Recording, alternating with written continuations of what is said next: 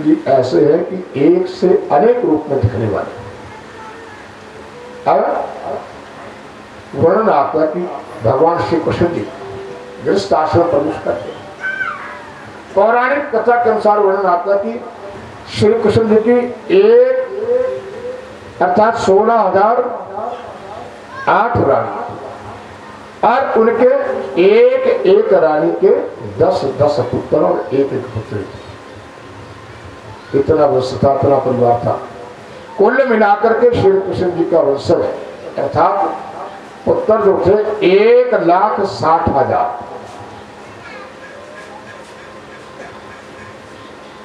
इतने पुत्र थे 1,60,080 पुत्र थे और पुत्रियां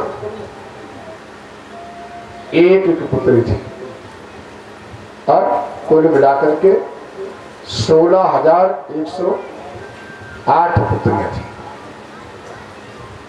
अब कितनी संतान है? 1,76,088।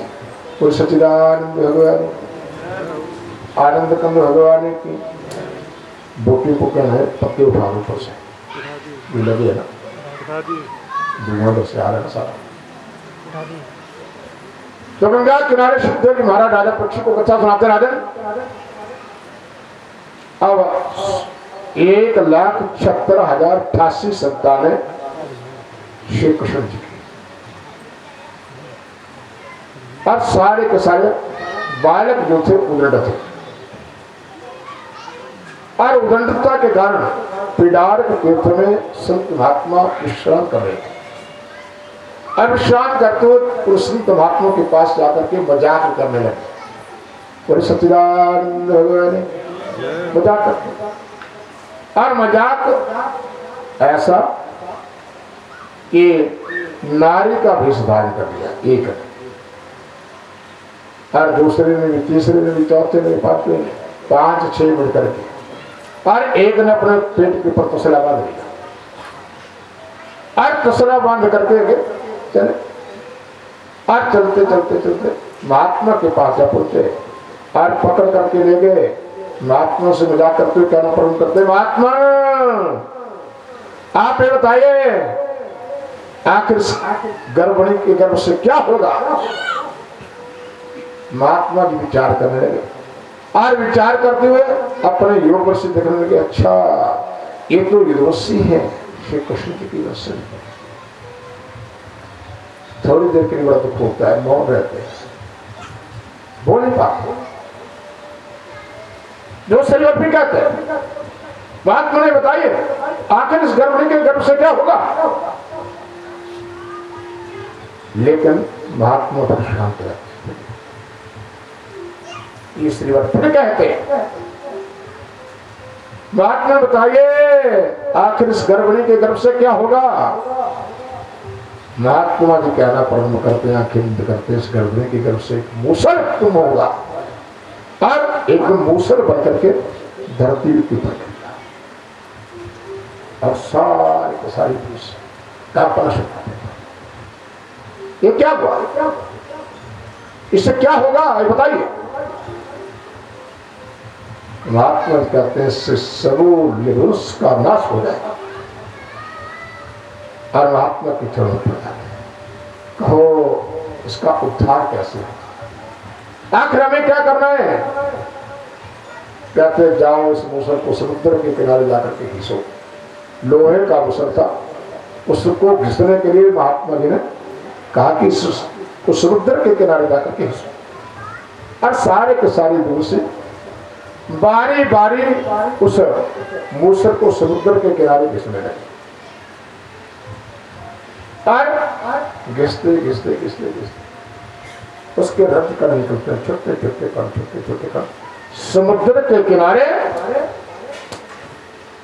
सारे के सारे काफी आगे तक लगे। अंततः एक त्रिकोण आकार का टुकड़ा उस भूषण का घिसा नहीं जाता और तीनों तरफ से नुकीला हो गया और घिसने में असमर्थ हो गए, सारे घिस नहीं पाए और एक यदुवंशी ने उसको हाथ में पकड़ा और समुद्र के बीच में फेंक दिया। और मछली ने एकदम उसको खा ली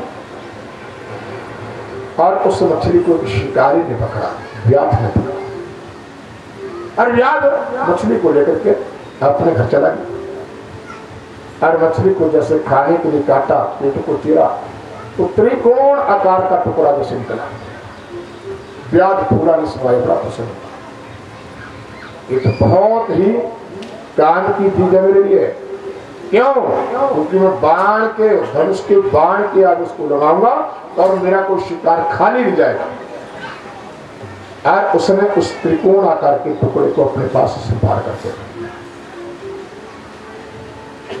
समय व्यतीत हो पा गया। अब युद्धवंशी जो थे, जितने भी यादव थे, वो स्नान करने के लिए समुद्र किनारे जाते थे। आज समुद्र किनारे जाकर के स्नान करने लगे और जल क्रीड़ा करने लगे।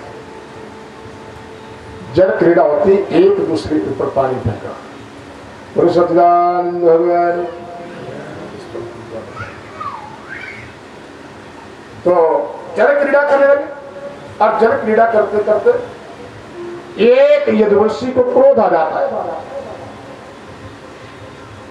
और उस समुद्र के किनारे जो रजकण मूसल के निकले थे, उससे सकंडा रूपी घास उत्पन्न हो गई थी।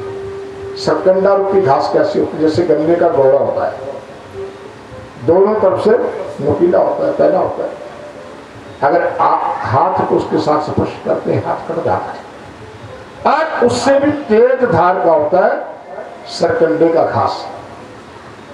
और क्रोध के आवेग में आकर के जल क्रीड़ा करते करते सरकंडे के बूटे उठाया और दूसरे दूसरे के ऊपर प्रहार कर दिया। और जैसे प्रहार किया, दूसरे का शरीर क्षत विक्षत हो जाता है, कट जाता है, क्रोध से लथपथ होकर के मृत्यु होता। और आपस में इसी प्रकार झगड़ते झगड़ते झगड़ते झगड़ते सारे के सारे दूसरे समुद्र किनारे अपने आप ही मृत्यु को प्राप्त हो। समुद्र का रंग लाल हो जाता है। और श्री कृष्ण जी विधवा पुत्र वधुओं को सामने देखते हुए, छोटे छोटे अनाथ पात्रों को सामने देखते हुए मन के अंदर विचार करते, क्योंकि इस धरती के ऊपर कोई भी सुखी नहीं है। हमें थोड़ा सा कष्ट होता है, हम त्राही त्राही करना शुरू कर देते। भगवान श्री कृष्ण का सारे का सारा सारे सामने समुद्र का रंग लाल हो जाता है।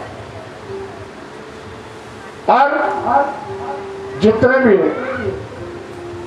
वृद्ध लोग थे, सारे के सारे आकर के श्री कृष्ण जी के पास कहना प्रारंभ करते हैं, प्रभु इस द्वारिका मेरा ठीक नहीं है, क्योंकि अपशकुन हो गए। उधर देवता लोग सारे के सारे प्रभु को स्वधाम लौटने के लिए प्रार्थना करने लगे, प्रभु अब समय हो गए, आने का जल्दी आइए। और भगवान ने पृथ्वी लोक से जाने का निर्णय कर लिया, निश्चय कर लिया कि अब जाना है। और वृद्ध याद बात भगवान एक कन्हैया यहाँ रहना ठीक नहीं है। अब कन्हैया पूछते कारण, एक कारण ऐसा है कि यहाँ इस धरती पे शिव का शाप था, और शाप के कारण अब पूरी की पूरी द्वारिका हमें लगता जन्मग्न हो जाए। चलो हमें प्रवास क्षेत्र में रहना ही ठीक है, सभी को तैयारी करनी चाहिए। और द्वारिका के लोग उठे और उठ करके अपने अपने सामान को लेकर के, बाल बच्चों को लेकर के प्रभास क्षेत्र में बसना शुरू कर देते हैं। सच्चिदानंद भगवान कहते हैं कि असली द्वारिका जो है वो जन्मग्न है। प्रभास क्षेत्र के अंदर लोगों ने रहना प्रारंभ किया। अब उद्धव ने सुना और उद्धव सुन के समझ गए कि भगवान ने यादवों का संहार करके वो लोग से जाने की तैयारी कर दी है। और भगवान के पास आए, कहते कि भगवान मैं आपकी शरण गया, मैं आपके विरह को कैसे सहन करूंगा। जहां आप जाएंगे हमें भी जाना है, मैं भी आपके साथ चलूंगा। भगवान कहते जब आप मेरे साथ आए नहीं तो मेरे साथ चलने का प्रश्न नहीं पैदा होता। ये संसार तो सपनों का खेला, माया भ्रम है, असत्य है। सत्य तो केवल आत्मा है। और भगवान श्री कृष्ण जी ने उद्धव को संन्यास और त्याग का उपदेश दिया। उद्धव कहते हैं भगवान त्याग और संन्यास का मार्ग बड़ा कठिन, कोई आसान सा रास्ता अपनाइए, आसान सा मार्ग अपनाइए, मुझे कृपा करके ज्ञान दीजिए। भगवान कहते मैंने आपको मानव का शरीर देकर के कोई कम कृपा नहीं की है, और मानव का शरीर लेकर के आपको स्वयं अपने ऊपर कृपा करनी होगी, स्वयं अपना गुरु बन करके अपना उद्धार करना है, क्योंकि आत्मा ही आत्मा का गुरु है। ईश्वर जो कृपा करनी थी आपके ऊपर कर दिए। अब कृपा करके स्वयं हमें अपने ऊपर स्वयं कृपा करनी है, हमें स्वयं अपने आराध्य देव का स्वयं चिंतन करना है। इसलिए अपने आप स्वयं भगवान का